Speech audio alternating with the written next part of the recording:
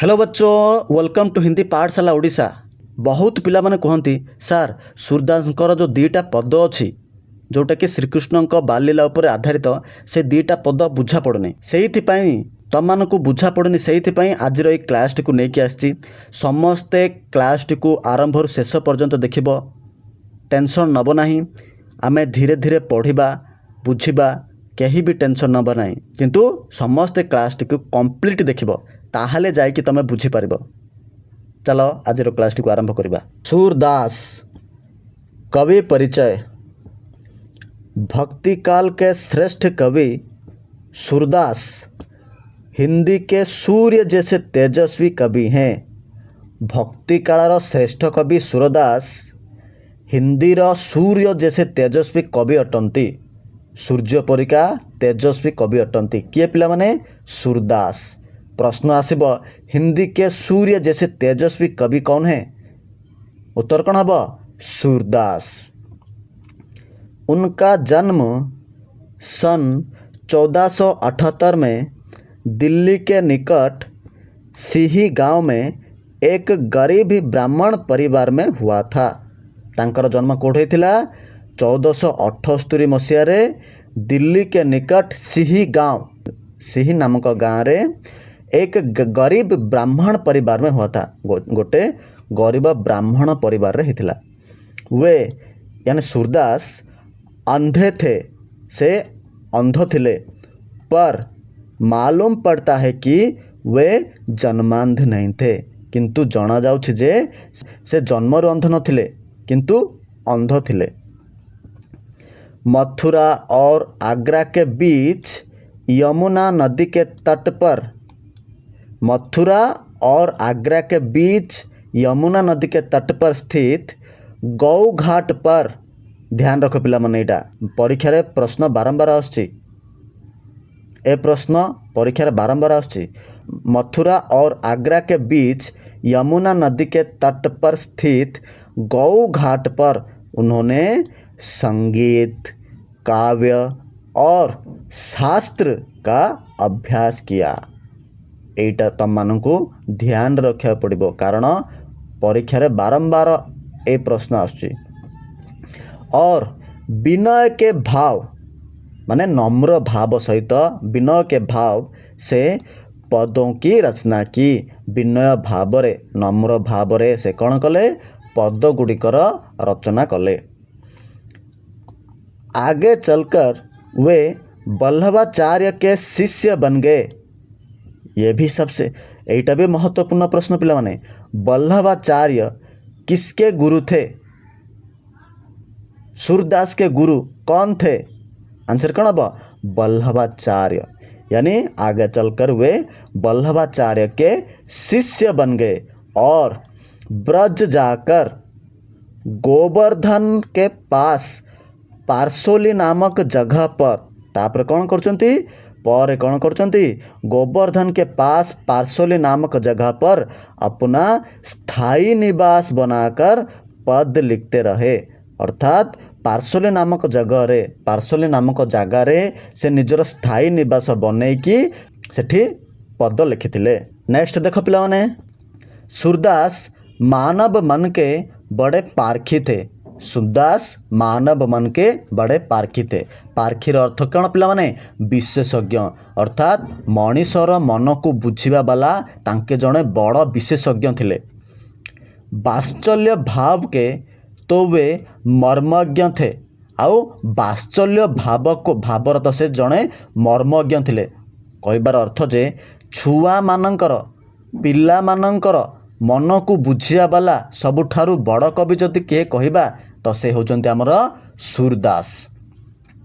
श्रीमद् भागवत महापुराण के आधार पर, श्रीमद् भागवत महापुराण के आधार पर रचित उनका विशाल ग्रंथ, ए ग्रंथटा को तुम माने ध्यान रखा पड़े पिला माने। प्रत्येक परीक्षा रे ए प्रश्न आछी। उनका विशाल ग्रंथ का नाम क्या है? सूरसागर। और यह सूरसागर हिंदी की अमूल्य निधि है। हिंदी रो अमूल्य निधि कोटा पिला माने? सूरसागर, जो कि श्रीमद् भागवत महापुराण के आधार पर रचित है। ये ये बच्चों के, माताओं के, साथियों के, नारी और पुरुषों के मनोभावों के पारंगम कवि थे। सूरदास गोटे एमितिकार कवि थिले जी पिलामानंकर, माँ मानकर, साथी मानकर, नारी एवं पुरुष मानकर मनोभाव को बुझिबा वाला एक पारंगम कवि। नेक्स्ट देख पिला माने, यह पद आमे आज जो पद दीटा पढ़ा जाउछंती से पद दीटा का उपर आधारित देख पिला माने। प्रस्तुत पाठ में महाकवि सूरदास द्वारा रचित कृष्ण की बाल लीला के 2 पदों को रखा गया है। आज जो पद आमे पढ़ा जाउछंती से 2टी जाक पद श्रीकृष्ण बाल लीला उपरे आधारित। ये पद सूर सागर से संकलित हैं। देख पिला माने जोटा आमे पढ़थिले, देख सूर सागर होची कौन, हिंदी रो अमूल्य निधि माने विशाल ग्रंथ का द्वारा रचित, सूरदास को द्वारा रचित। सेई सूर सागर रु कोटा आसी ना ए 2टा पद आसी, जो 2टा पद को आज आमे पढ़ा जाउछंती। बुझा पड़िला, समस्तंक क्लियर हैला, भलसे बुझिल। जदि बुझा पड़ुनी ताले क्लास टी को पछकु नहीं कि देख। ठीक अच्छे पिला माने, क्लियरली बुझिल। वर्तमान आमे पद 2टा को भल भाव में पढ़ा एवं बुझापी चेष्टा करिबा। ध्यान दे देख पिला माने, बहुत पिला माने कहते सार एटा बुझा पड़नी केतेबेले बुझा पड़िबो, जेतेबेले तमे माने कंप्लीट क्लास टा को देखिबो। अधा अधा देखिदे कही दउचंती सार बुझा पड़नी। प्रथमे क्लास टा को कंप्लीट देख, तापर बुझा पड़िला कि नहीं कहब। देख आमे ध्यान से पढ़िबा आ बुझिबा। देख प्रथमे विषय वस्तु टिके जानिदेबा, तापर आमे एक्सप्लेन करिबा। एही पदरे श्रीकृष्ण अछंती, तांको पाखरे तांको माँ अछंती। श्रीकृष्ण तांको भाईर शिकायत नहीं कि आसुचंती माँ पाखक, कहउचंती माँ बड़ भाई अर्थात बलराम भाई मते बहुत चिड़ौचंती। एटा होची तार परिवेश। चलो देखिबा कौन होची आगकू। मैया मोही दाऊ बहुत खिझायो। मैयार अर्थ माँ। एठी माँ किए पिला माने, माँ जशोदा। मोही मते, दाऊ माने बड़ भाई। श्रीकृष्णकर बड़ भाई किए, बलराम। बहुत खिझायो यार अर्थ जे मैया माँ भाई मते बहुत चिड़ौछंती। मैया मोही दाऊ बहुत खिझायो। तापर नेक्स्ट पंक्ति देख, मोसो कहत मोल को लिन्हो। मोसो मते कहउछंती, मोसो कहत मते कहउछंती जे मोल को लिन्हो, तते किणिकी अणा जाइछि। हे माँ, श्री बलराम भाई मते चिड़ेकी कहउछंती जे तते किणिकी अणा जाइछि। तू जसुमती कब जायो। तू माता जशोदा को कोलरू केबे जन्म हेचु, तते तो किणिकी अणा हेछि। तू यानी श्रीकृष्ण जसुमती कब जायो, जसुमती मार कोलरू तू केबे जन्म हेचु। तापर श्रीकृष्ण कौन कहउछंती देख माँ को, कहा करे इही रीस के मारो।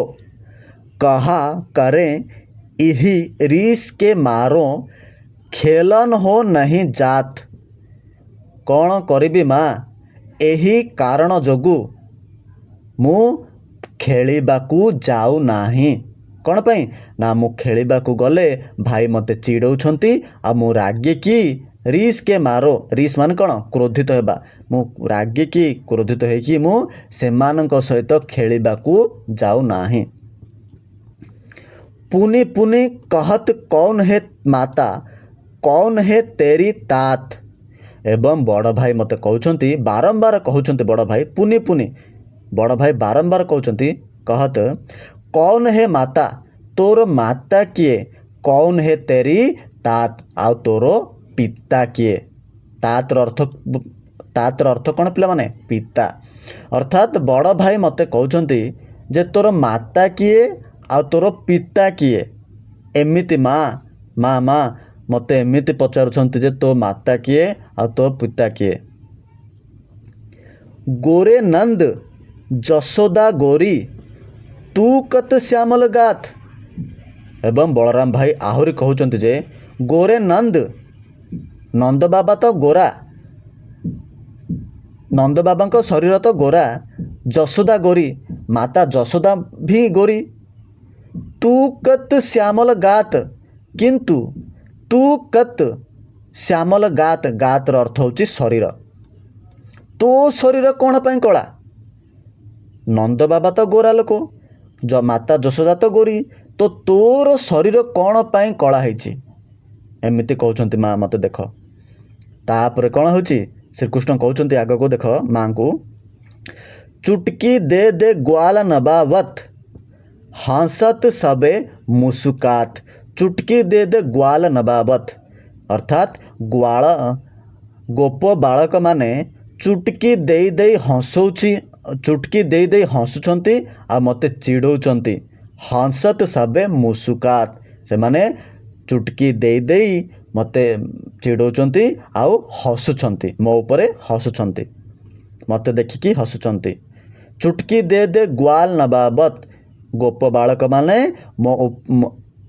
ଗୋପ ବାଳକମାନେ ଚୁଟକି ଦେଇ ଦେଇ ମୋର ମଜା ଉଡ଼ାଉଛନ୍ତି ଆଉ ହସୁଛନ୍ତି।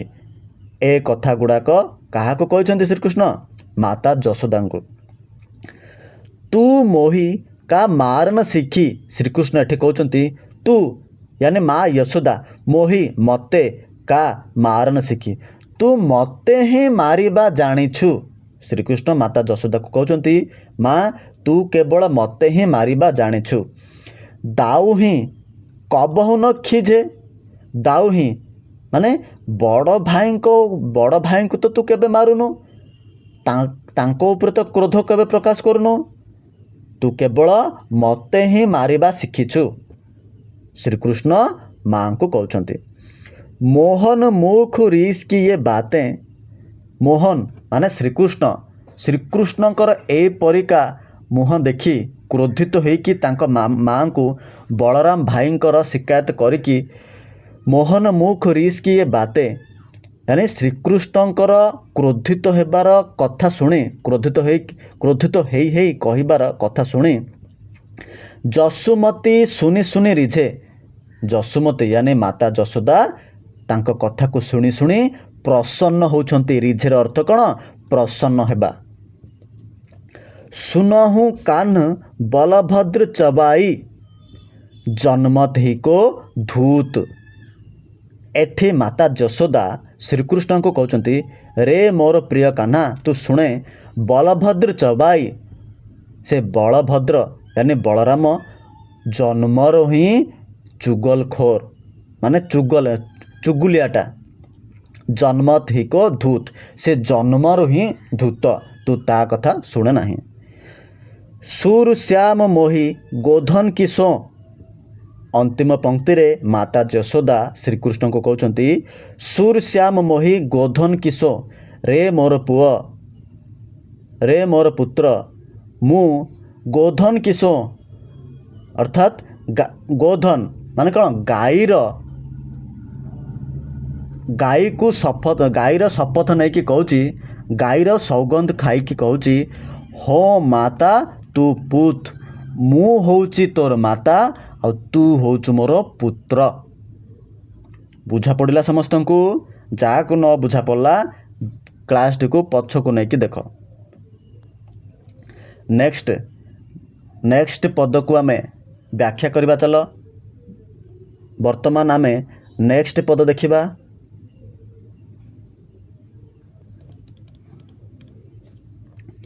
हरि अपने आंगन कछु गावत, हरि यानी श्रीकृष्ण अपने आंगन निज अगणारे कछु गावत किछि गाउछंती। तनक तनक चरणनी सौ नाचत, तनक तनक माने कौन? धीरे धीरे, चरणनी माने पाद, चरणनी पाद, सौ नाचत कौन? हरि अपने आंगन कछु गावत हरि यानी श्रीकृष्ण निज अगणारे किछि गाउछन्ति एवं धीरे धीरे कौलिया पादरे से नाचुचन्ति। मन ही रिझावत एवं निजे निजे मन ही मन माने मन मन तांके रिझावतर अर्थ कौन प्रसन्न होचंती। पिला माने तम देखिथिबो छोट पिला माने जेतेबेले नाचुचंती कौन निजे निजे नाचुचंती आ निजे निजे खुशी होचंती। सेही परिका श्रीकृष्णंकर कथा एठी कुहा जायछि। बाह उठाई काजरी धरी गेयनी टेरी बुलावती। बाह उठाई अर्थात हाथ उठेकी काजरी धरी गेयनी टेरी बुलावती। काजरी धेरी गेयनी अर्थ कौन काजरी आउ धेरी माने धला एवं कला गाई को टेरी बुलावती हाथ ठारी बुलाउछंती हाथ ठारी डाकुछंती। श्रीकृष्ण निजर अगणार अछंती तनक तनक चरणानी सो नाचत निजर पादरे धीरे धीरे नाचुचंती एवं निजे निजे प्रसन्न होचंती। तापर कौन करुछंती बाह उठाई काजरे धरी हाथ को उठाई कि कला एवं धला गाई को हाथ ठारी बुलाउछंती हाथ ठारी डाकुछंती। कबहुक बाबा नंद पुकारत। कबहुक केबे बाबा नंद पुकारत केबे बाबा नंद बाबा को डाकुछंती। कबहुक घर में आवत जेमिति पिला माने तम पिला बेले आम कौन करथिले पिला माने बाबा जदि बाहर थे बाबा को डाकिदेबा तापर बाबा शुणिदेले धाई पलि आसबा घर भितर को से परिका काम एठी से परिका खेल एठी खेलुछंती किए श्रीकृष्ण। कबहुं को बाबा नंद पुकारत केबे नंद बाबा बोली डाकुछंती। कबहुं को घर में आवत आउ केबे घर को धाई पलि आसंती। माखन तनक अपने करले। माखन माने टिके हाथ रे तनक माने टिके थोड़ा सा माखन अपने करले निज हाथ रे किछि माखन नहीं कि लहुण नहीं कि तनक बदन में नावत किछि खाउछंती आउ किछि मुहरे लगौछंती बदन में नावत। कबहुं चीते प्रतिबिंब खंब। कबहुं केबे केबे चीते प्रतिबिंब खंब निजर प्रतिबिंब कोठे देखुचंती खंबर देखुचंती। लौनी लिए खवावत एवं से खंबर थिबा निजर प्रतिबिंब को देखिकी श्रीकृष्ण कौन कहते लहुणी नहीं कि ताकू खुआउछंती अर्थात तांके अनुसार कौन ना से जो प्रतिबिंबटा होची सेईटा मध्य श्रीकृष्ण। तो आम जिते प्रतिबिंब देखुचंती आमे खाउथबा तो से प्रतिबिंब को मध्य खाइबा को चेष्टा करछन ना आमे माने से परिका एठी जणा जाय। कबहुं चित्ते प्रतिबिंब खंब कबहुं चित्ते बेले बेले तांके निजर प्रतिबिंब खंबर देखुचंती आउ से खंब भितर थिबा निजर प्रतिबिंब को मध्य लहुणी खुआई देउछंती। दूरी देखती जसुमती यह लीला। दूर रे ठिया है कि जसुमती माने माता यशोदा ए लीला गुड़ा को देखुछंती। हरस आनंद बढ़ावत एवं ए परिका लीला को देखिकी माता यशोदा मन पूरा कौन खुशी रे भरी जाउछि आनंद रे भरी जाउछि। सूर श्याम के बाल चरित नीत नित ही देख भावत।